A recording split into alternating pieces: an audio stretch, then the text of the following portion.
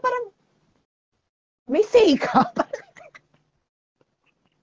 True! Yung biglang naging concern sa estado ng ating education, ng ating education system, naging concern sa edukasyon ng ating mga kabataan. Diyos me. Magandang araw at ito po ang ating panibagong update. Hindi nakaligtas itong mga bagong team Tamba o itong mga bagong taga-suporta, tagapagligtas ni House Speaker Martin Romualdez.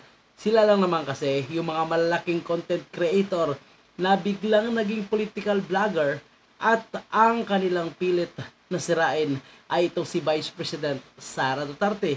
Tila ba nag-synchronize, iisa lang ang kanilang tono, kaya ang tanong ng mga DDS vlogger at supporter, magkano kaya ang pamasko nila mula kay House Speaker Martin Romualdez?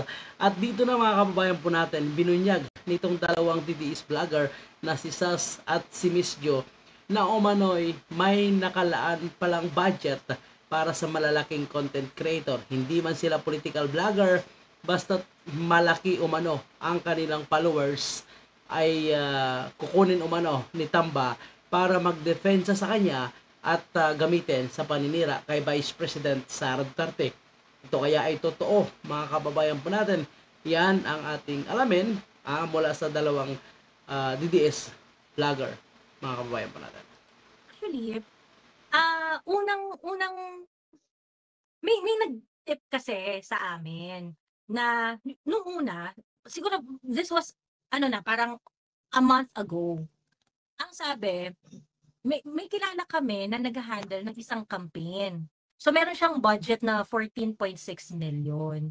Pagkatapos, tapos naghahanap siya na malaki-laki po yun mga kababayan po natin. Imagine natin yung 14 million mahigit na budget para lang sa mga kilalang content creator.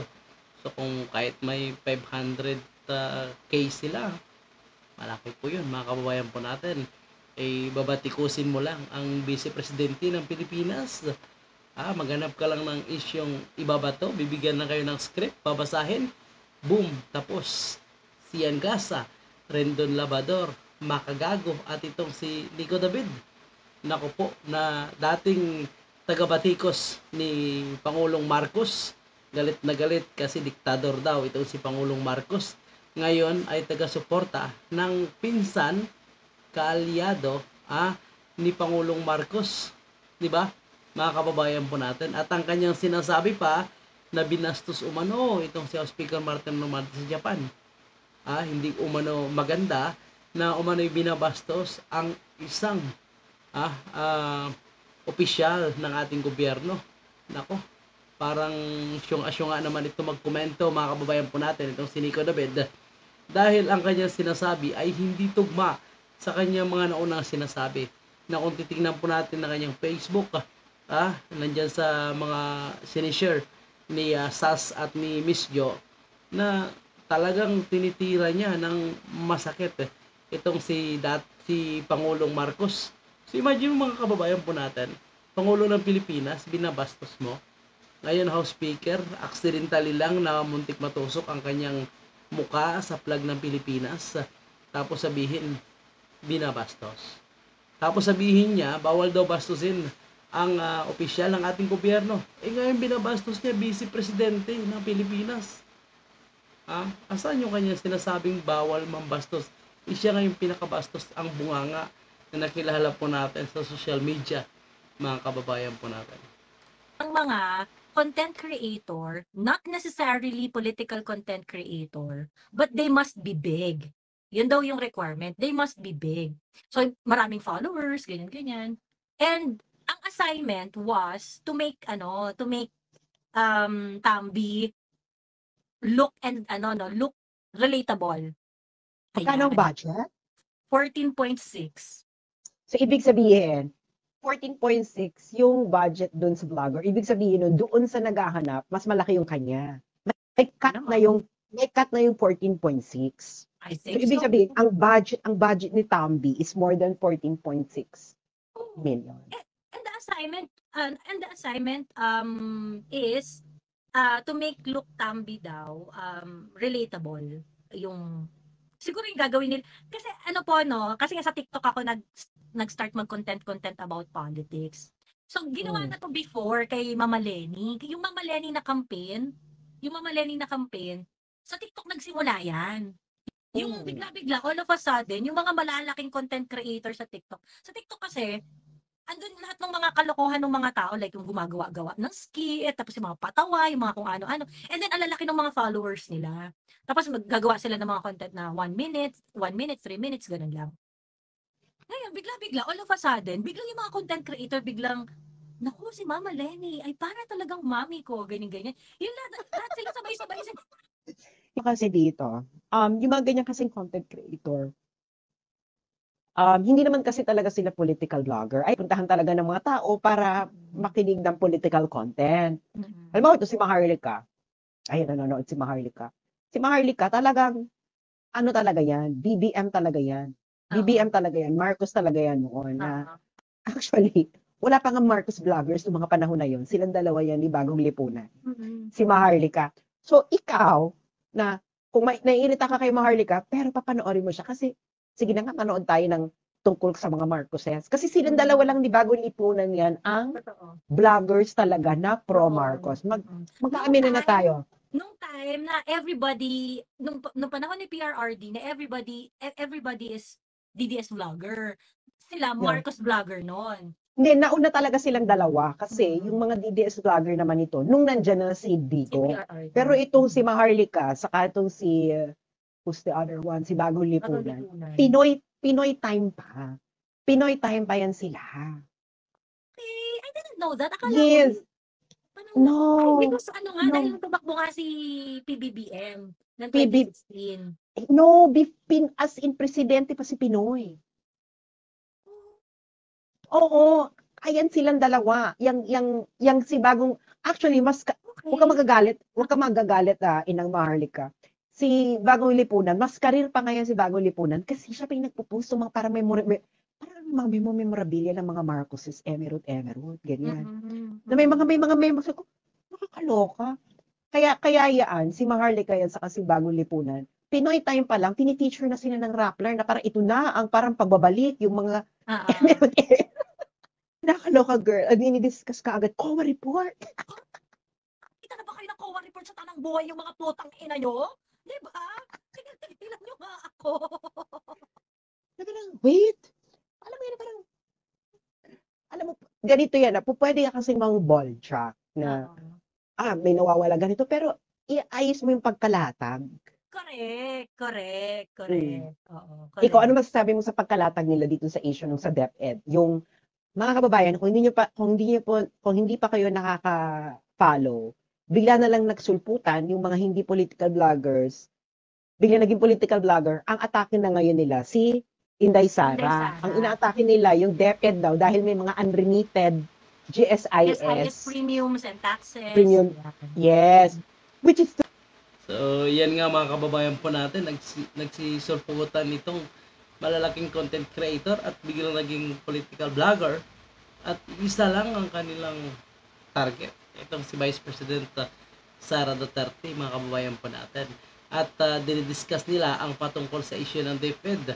Pero malinaw naman na hindi nila nabasa, hindi nila napag-aralan kung ano talaga ang nasa likod nitong iskandalo na umano'y hindi na remit itong para sa GSIS. Pero which is ayon sa isang kilalang taga-DepEd ay umano'y na-remit ang pera. Ang problema, ang system ng GSIS mukhang hindi naayos at ilang ahensya ng ating gobyerno. Ito ngayon ay inaayos na mga kababayan po natin kasi hindi nawawala yung pera. Kasi unang-una may resibo yan, yung mga dinididak sa mga guro. May problema lang na inaayos itong GSIS at ang DepEd. Pero tandaan natin ang pera nandyan. Taliwas sa sinasabi nila na mukhang ibinulsa ni Vice President Sara Duterte. Ano pakialam ni Sara, mga kababayan po natin? Regional ang may hawak ng pagdididak nitong mga dapat sa GSIS at sa ilang ahensya pa ng ating gobyerno na nagko-contribute ang mga guro. Tingnan mo, hindi nila alam ang kanilang dinidiscuss, mga kababayan po natin. nitong mga umano'y sikat na vlogger na palaos na. Ngayon ay bigla naging political vlogger. True, unremitted. Unremitted, oo. Pero ano yung maling pagkakalatag nila ng issue? Ayun, eto nga. Kasi iba-iba sila ng level ng atake. For example, si Christian Gaza, parang, uy, maawa naman kayo sa teacher, DepEd, maawa naman kayo sa teacher, ganyan. Si Makagago, directly accusing Inday Sara of corruption. Na parang, uy, Inday, huwag ka naman kabig lang dyan, ganyan. Yung parang, ano ba yan? Huwag naman kabig ng kabig, isipin mo naman yung kapakanan ng mga teachers, yung mga ganyan. So basically, yung mga insinuations nila ay ganito, na una, itong problema na to nangyari because of Inday Sara. Pangalawa, nakikinabang si Inday Sara dito sa unremitted premiums ng GSIS and taxes. Okay? Tapos pangatlo, walang ginagawa si Inday Sara doon sa sitwasyon na yon. Ito yung three major kasinungalingan na ito yung sabayang bigkas nila. Ito yung sabayang bigkas nila na sinasabi nila in one way or another na ganun yung nangyayari ngayon.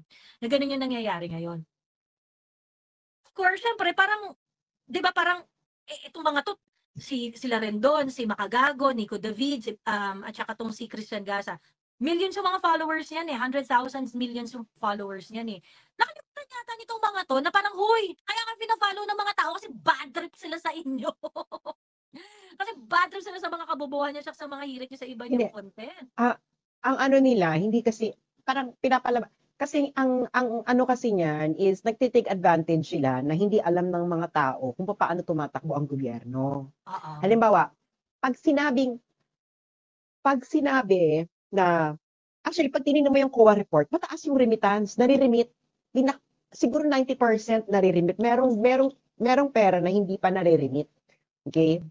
Ang gusto nilang palabasin, dahil hindi na-remit, ninakaw or nawawala. Di ba ganyan yung ano nila? At ang nagnakaw daw ay si Inday Sara. Pero mali sila. Kasi, halimbawa si Joey ay guro.